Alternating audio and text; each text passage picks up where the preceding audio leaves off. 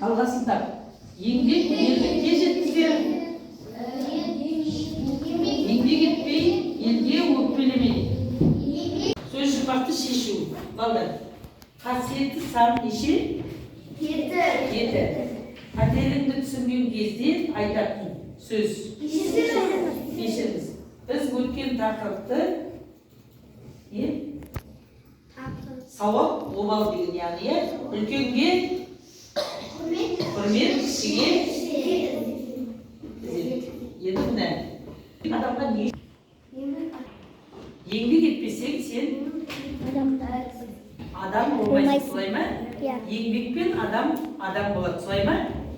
Адамды адам еткен